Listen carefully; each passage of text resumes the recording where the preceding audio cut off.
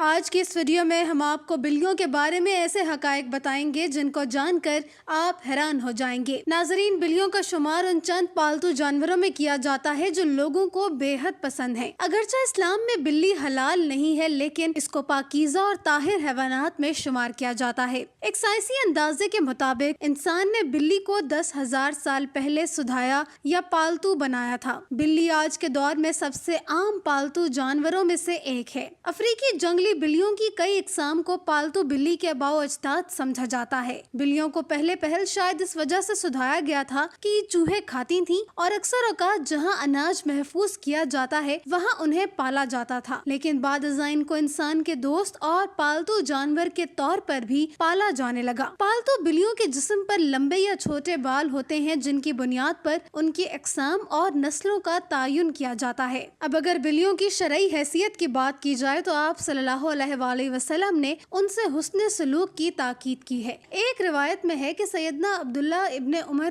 رضی اللہ عنہ سے روایت ہے کہ رسول اللہ صلی اللہ علیہ وآلہ وسلم نے فرمایا، ایک عورت کو بلی کی وجہ سے عذاب ہوا، اس نے بلی کو قید کر کے رکھا یہاں تک کہ وہ مر گئی، پھر اس بلی کی وجہ سے وہ جہنم میں گئی۔ جب اس نے بلی کو قید میں رکھا تو نہ کھانا دیا، نہ پانی، اور نہ ہی اسے آزاد کیا کہ تاکہ وہ خود کیڑے مکوڑے کھا کر گزارا کر لیتی، یعنی کہ اس نے بلی کو تڑپا کر مارا تھا، اس لیے وہ جہنم میں گئی۔ اس کے علاوہ بھی بلیوں کے بارے میں کئی احادیث اور روایات ہیں جن میں سے چند آپ کو بتاتے ہیں۔ ایک روایت سے یہ بات ثابت ہے کہ بلی اگر کھانے میں سے کچھ کھا کر چلی جائے یا پانی پی جائے تو وہ پلید یا نجس نہیں ہو جاتا۔ حدیث مبارک ہے کہ ایک عورت نے حضرت عائشہ رضی اللہ عنہا کو ہریسہ بھیجا تو وہ نماز پڑھ رہی تھی۔ اس عورت نے ہریسہ وہیں رکھ دیا تو بلی آئی اور آ کر اس میں سے کھا گئی۔ عائشہ رضی اللہ تعالی عنہا نے نماز کے بعد اسی جگہ سے ہریسہ کھایا جہاں سے بلی نے کھایا تھا، اور فرمایا، بلا شبہ رسول کریم صلی اللہ علیہ وآلہ وسلم کا فرمان ہے کہ یہ بلی پلید اور نجس نہیں ہے، بلکہ یہ تو تم پر آنے جانے والیاں ہیں۔ حضرت عائشہ رضی اللہ تعالی عنہا بیان کرتی ہیں کہ میں نے رسول کریم صلی اللہ علیہ وآلہ وسلم کو بلی کے بچے ہوئے پانی سے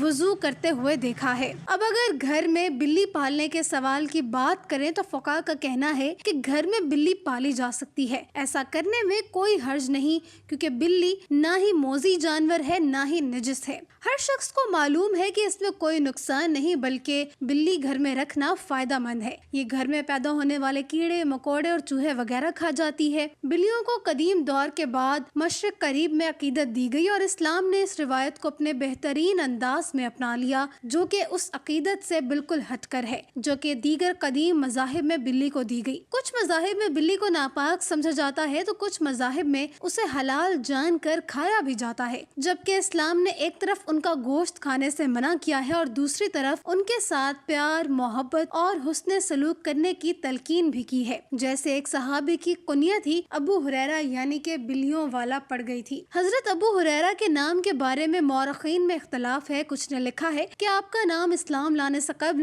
عبد الشمس تھا، اور کچھ کا کہنا ہے کہ اسلام لانے کے بعد عبد الرحمن رکھا گیا۔ کسی نے عمر بن عامر لکھا تو کسی نے عبداللہ بن عامر، لیکن آپ کا اصل نام راجہ قول کے مطابق عبد الرحمن ہے۔ ابو ہریرہ آپ کی کنیت ہے، اور ابو ہریرہ کنیت رکھنے کی وجہ یہ تھی کہ آپ کے پاس ایک بلی تھی جس کو آپ اپنے ساتھ رکھا کرتے تھے، اس لیے آپ کی کنیت ابو ہریرہ پڑ گئی۔ ایک دن ابو ہریرہ رحمۃ اللہ علیہ نے دیکھا کہ گرمی کی شدت سے ایک بلی دیوار کے ساتھ چمٹی ہوئی ہے، تو انہوں نے اسے اٹھا کر گرمی سے بچانے کے لیے اپنی آستین میں چھپا لیا۔ ناظرین، یہ روایت ثابت کرتی ہے کہ گھر میں بلیاں پالی جا سکتی ہیں۔ اگر کسی کو شوق ہے تو وہ ضرور پورا کرے، مگر ان کے کھانے اور پینے کا پورا خیال رکھا جائے اور اسے کوئی تکلیف یا پھر ایذا نہ دی جائے۔ سائنسی اعتبار سے بھی گھر میں بلی پالنے کا ایک بڑا فائدہ ہے، اور وہ یہ کہ بلیوں کو انسانی لمس بے حد پسند ہوتا ہے اور انسان بھی اس سے محظوظ ہوتا ہے۔ ماہرین کے مطابق بلی کے لمس میں اللہ نے ڈپریشن کے مرض کا علاج رکھا ہے، اور اس کے بالوں میں خاص قسم کے بیکٹیریا پائے جاتے ہیں جو انسانی جسم میں ڈپریشن کو کم کرنے میں مدد دیتے ہیں۔ چنانچہ پالتو بلی کو اپنے ساتھ لپٹا کر بٹھانا یا سلایا جائے، اس سے نہ صرف آپ کی بلی خوش رہے گی بلکہ آپ کو ڈپریشن سے بھی نجات دلائے گی۔ اب ہم آپ کو بلیوں کے بارے میں کچھ مزید معلومات بتاتے ہیں جو ماہرین کے تجربات کے بعد سامنے آئیں۔ ویسے تو یہ معلومات سب کے لیے دلچسپ اور حیرت انگیز ہیں، لیکن جنہوں نے بلیاں پال رکھی ہیں ان کے لیے انتہائی فائدہ مند ہے۔ ماہرین کے مطابق بلیوں کی اوسط عمر 13 سے 17 سال ہوتی ہے، مگر اکثر بلیاں 20 سال کی عمر تک پہنچ جاتی ہیں۔ دو بلیاں آپس میں کبھی بھی میاؤں کر کے بات نہیں کرتی۔ جب بھی آپ کی بلی میاؤں کرے تو جان لیں کہ وہ آپ سے ہی مخاطب ہے۔ اس کے علاوہ بلیوں کی مونچھوں کے متعلق ایک عام تاثر پایا جاتا ہے کہ ان کے ذریعے بلیاں اپنا توازن برقرار رکھتی ہیں، لیکن ایسا تاثر بالکل غلط ہے، بلکہ ماہرین کا کہنا ہے کہ بلیوں کی مونچھوں میں ایک سینسر ہوتا ہے جو جگہ کے فاصلے اور مختلف اشیاء کے سائز کا پتہ لگاتی ہیں اور بلیوں کو آگاہ کرتی ہیں۔ حتیٰ کہ اندھیرے میں بھی بلیاں اپنی مونچھ کے ذریعے کسی بھی فاصلے یا کسی بھی چیز کے سائز کا پتہ چلا لیتی ہیں۔ بلی کو کسی بھی صورت ایذا دینا شرعاً جائز نہیں ہے۔ بلی ایک پالتو جانور ہے، جیسا کہ پہلے احادیث مبارکہ میں بیان کر چکے ہیں کہ نبی کریم صلی اللہ علیہ وآلہ وسلم نے اس کے بارے میں فرمایا کہ یہ پلید نہیں ہے، بلکہ یہ تو گھر میں چکر لگانے والوں میں سے ہے۔ تو بلی کی تمام تر قباحتوں کے باوجود رسول اکرم صلی اللہ علیہ وآلہ وسلم نے اس کے ساتھ نرمی کا اظہار فرمایا ہے۔ ہمیں بھی آپ صلی اللہ علیہ وآلہ وسلم کی پیروی میں اس کے ساتھ نرمی کرنی چاہیے، اور اگر کوئی بلی خونخوار اور گھر کا نقصان کرتی ہے تو اسے مارنے کے بجائے پکڑ کر کسی دوسری جگہ منتقل کر دینا چاہیے، یا پھر دور دراز علاقے میں چھوڑ دیا جائے تاکہ وہ اپنا ٹھکانہ بدل لے، لیکن اسے قتل کرنے کی اجازت نہیں دی جا سکتی اور نہ ہی تکلیف دینے کی۔